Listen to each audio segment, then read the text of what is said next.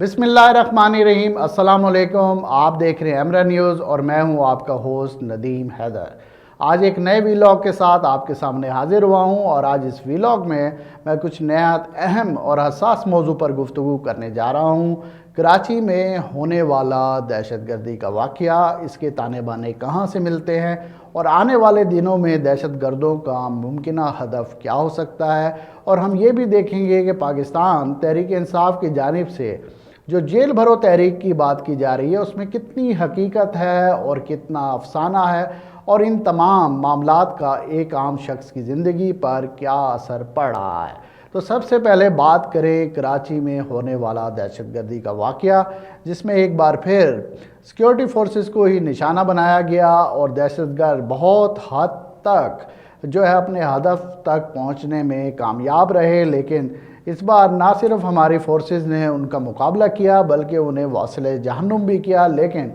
बहुत सारे सवालात अभी भी उठ रहे हैं कि क्या वजह है कि इन दहशतगर्दों को इन कार्रवाइयों से पहले ही क्यों नहीं पकड़ा जाता और कहां पर सिक्योरिटी लैब्स है जिसकी वजह से आए दिन ऐसे वाक़यात रूनुमा हो रहे हैं। इससे पहले पेशावर में होने वाला ख़ुदकश धमाका और साथ साथ जिसमें पुलिस एहलकारों को ही निशाना बनाया गया और 100 के करीब हमारे जो जवान थे उन्होंने जाम शहादत नोश किया, जिसके ताने बाने तहरीक तालिबान पाकिस्तान से मिलते थे। और जो कि इस बार जो दहशतगर्दी का वाक़या सिंध में हुआ है उसके बारे में भी यही कहा जा रहा है कि उसके जो हैंडलर थे उनका ताल्लुक़ भी जनूबी वज़ीरिस्तान से है। तो एक बहुत बड़ा एक सवालिया निशान है जिस पर बहुत सारे माहिरीन की जानिब से भी सवालात उठाए जा रहे हैं। बहुत सारे ऐसे लोग भी हैं जिनका ये कहना है कि क्या वजह है कि इलेक्शन से पहले ही दहशतगर्दी के वाक़यात में तेज़ी आ गई है। तो तहरीक तालिबान पाकिस्तान का हमारी सियासत से क्या लेना देना है, क्या वो इतनी बसीरत रखते हैं? तो इसका जवाब कुछ मैं ऐसे देना चाहूँगा कि तहरीक तालिबान पाकिस्तान ना सिर्फ सियासी बसीरत रखती है बल्कि उनका एक बहुत बड़ा नेटवर्क है और उनके बाकायदा तौर पर थिंक टैंक हैं जो कि ये फ़ैसला करते हैं कि हमने आने वाले दिनों में क्या कार्रवाई करनी है। और अगर ये कहा जाए पाकिस्तान नहीं बल्कि दुनिया भर के अंदर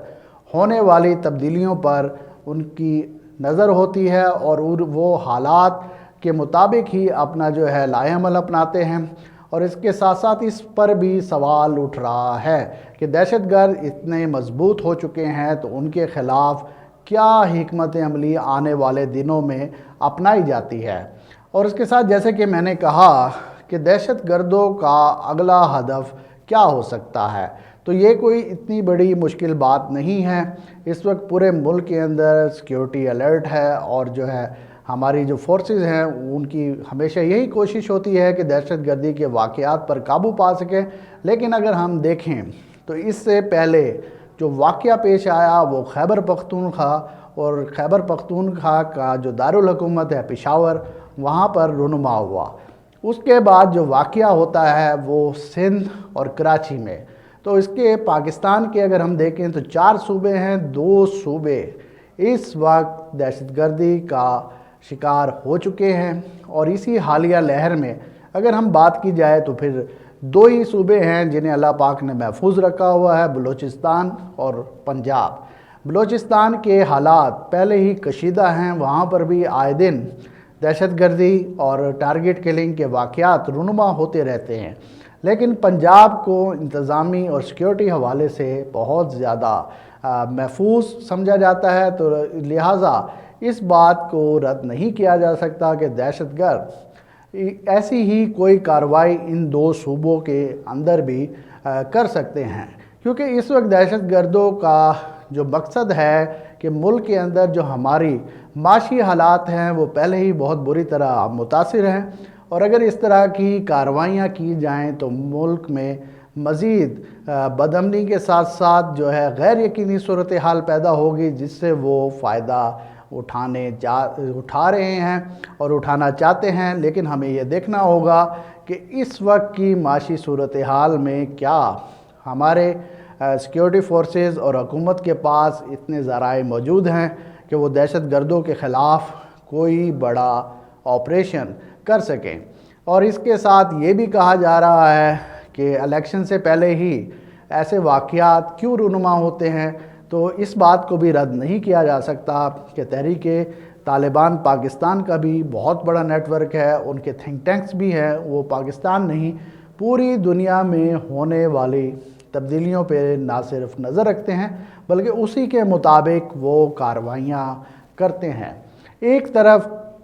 دہشت گردی کے افریط کا ہمیں سامنا ہے تو دوسری طرف سیاسی عدم استحکام، جس کے باعث ہماری معیشت مزید کمزور سے کمزور ہوتی جا رہی ہے۔ اس وقت پی ڈی ایم اور پاکستان تحریک انصاف کی لڑائی میں جو نقصان ہو رہا ہے وہ کہنا یہ غلط نہیں ہوگا کہ اس سے ایک عام شخص بری طرح متاثر ہو رہا ہے، اور پاکستان تحریک انصاف کی جانب سے جیل برو تحریک کی بات کی جا رہی ہے، بلکہ اس کا اعلان بھی کر دیا گیا ہے، جس میں پاکستان تحریک انصاف کے رہنما اور کارکن جیلوں میں نہ صرف جائیں گے بلکہ اپنے آپ کو پیش کریں گے۔ اس تحریک کو چلانے کے لیے پاکستان تحریک انصاف کی قیادت نے 2 حصوں میں تقسیم کیا ہے۔ پہلے فیز میں صرف جو رہنما ہیں وہ اپنی گرفتاری پیش کریں گے، جبکہ دوسرے مرحلے میں جو ملک بھر سے 500 کے قریب کارکن اپنی گرفتاری پولیس کو دیں گے، لیکن اس پر بھی بہت سارے سوالات اٹھ رہے ہیں۔ پہلا سوال تو یہ ہے کہ آیا کہ پولیس بغیر کسی مقدمے اور کیا بغیر کسی وجہ کے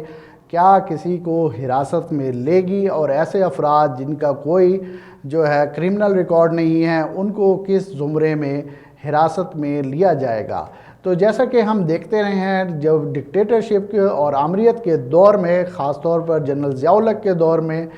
جب جیل برو تحریک کا آغاز کیا گیا تو اس دور میں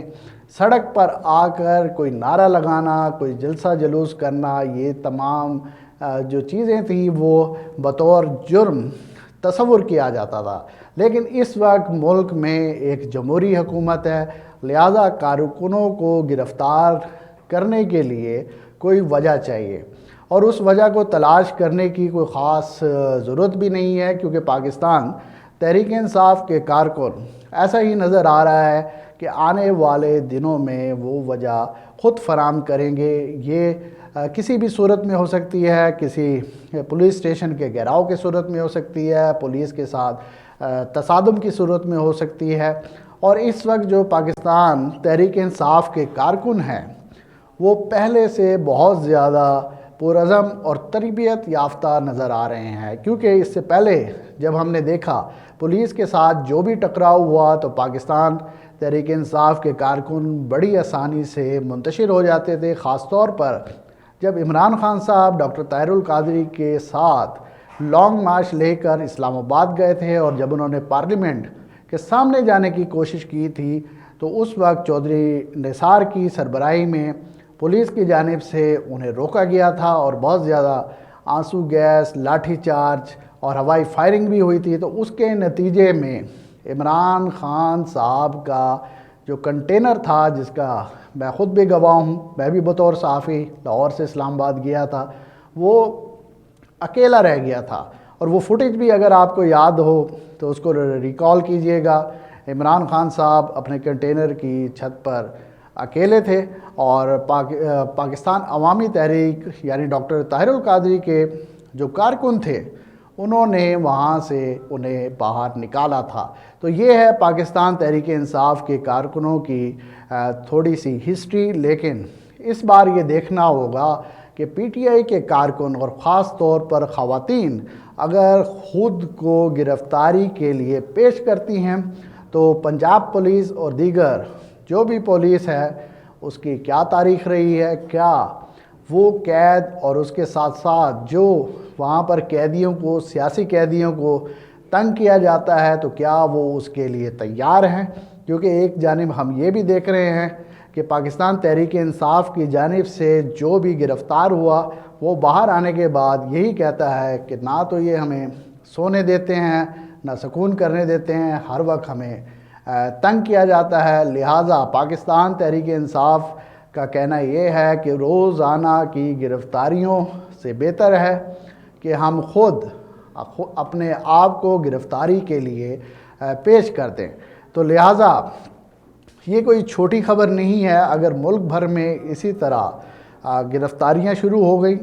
اور گرفتاری کے لیے سب پہلے انہیں کوئی پلیٹ فارم یا کوئی وجہ پیدا کرنی پڑے گی، اور اگر گرفتاریوں کے لیے ملک بھر میں پی ٹی آئی کے کارکنوں نے کوئی ہنگامہ آرائی کی یا اس طرح کے حالات پیدا کیے تو ہماری معیشت کیا اس وقت ایسی صورتحال ہے کہ ہم پہلے ہی معاشی لحاظ سے زبوحالی کا شکار ہیں۔ اگر ملک میں مزید اس طرح کا انتشار پیدا ہوا تو ہم کہاں کھڑے ہوں گے۔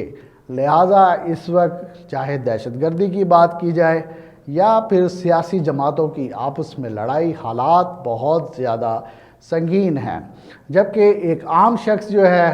وہ، اگر میں یہ کہوں کہ اس وقت خون کے آنسو رو رہا ہے تو یہ کہنا غلط نہیں ہوگا۔ ان تمام سیاسی محاذ آرائی اور آپس میں لڑائی اور ملک میں پیدا ہونے والی بدامنی سے جو متاثر ہو رہا ہے، وہ شخص متاثر ہو رہا ہے جو اپنے اہل و عیال کے لیے کوشش کر رہا ہے کہ رزق حلال کما کر ان کے لیے 2 وقت کی روٹی کا بندوبست کر سکے۔ لہٰذا اس وقت ملک میں مہنگائی کا طوفان ہے، پیٹرول، اشیاء خورد و نوش، ہر چیز کی قیمت جو ہے آسمان سے باتیں کر رہی ہے۔ تو یہ کہنا غلط نہیں ہوگا کہ ملک کے اندر سے دہشت گردی کے ساتھ ساتھ اگر ہم نے سیاسی عدم استحکام کا کوئی حل نہیں نکالا تو آنے والے جو دن ہوں گے وہ ہمارے لیے مزید پریشان کن ہوں گے۔ تو دیکھنا یہ ہوگا کہ پاکستان تحریک انصاف کی جانب سے جو دباؤ ڈالا جا رہا ہے اس کے نتیجے میں کیا الیکشن پہلے کروائے جائیں گے یا پھر یہ تصادم کی فضا اسی طرح